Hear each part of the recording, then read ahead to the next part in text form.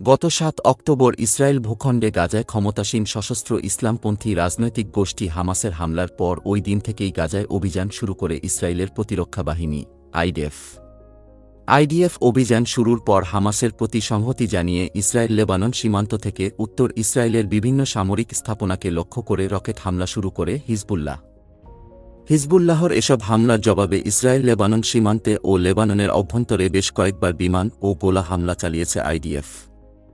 এসব হামলায় অনেক হতাহতের ঘটনাও ঘটে, কিন্তু তবুও থামানো যায়নি হিজবুল্লাহকে। বরং যতই সময় যাচ্ছে প্রকট রূপ ধারণ করছে হিজবুল্লাহ।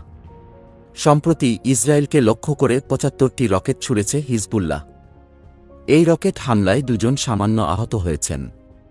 তাদের চিকিৎসার জন্য হাসপাতালে নিয়ে যাওয়া হয়েছে।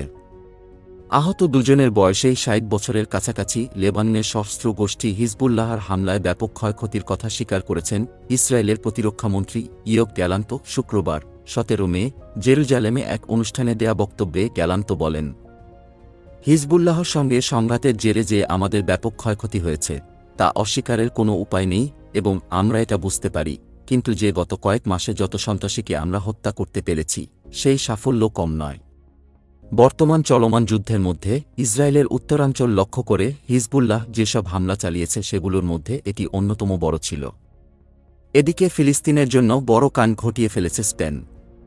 ইউরোপের অন্যতম দেশ স্পেন ফিলিস্তিনের অবরুদ্ধ গাজা উপত্যকায় ইসরায়েলি আগ্রাসনের বিরুদ্ধে সোচ্চার কণ্ঠ হয়ে উঠেছে। দেশটি ফিলিস্তিনকে রাষ্ট্র হিসেবে স্বীকৃতি দেওয়ার জন্য অন্যান্য ইউরোপীয় দেশগুলোর সমর্থন আদায়ের জন্য চেষ্টা করছে। ফিলিস্তিনকে সমর্থনে সম্প্রতি ইসরায়েলমুখী একটি অস্ত্রবাহী জাহাজকে স্পেনের বন্দরে ভেড়ার অনুমতি দেয়নি দেশটির সরকার।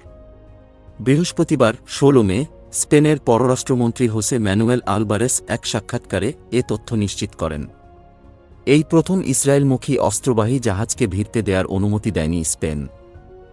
তিনি বলেন, ইসরায়েলমুখী যে কোনো অস্ত্রবাহী জাহাজের জন্যই এমন নীতি প্রয়োগ করা হবে। ইসরায়েলমুখী অস্ত্রবাহী জাহাজটি ড্যানিশ পতাকাবাহী ছিল। এটি ভারতের মাদ্রাজ থেকে ইসরায়েলের হাইফা বন্দরগামী ছিল। জাহাজটিতে ২৭ টন বিস্ফোরক দ্রব্য ছিল।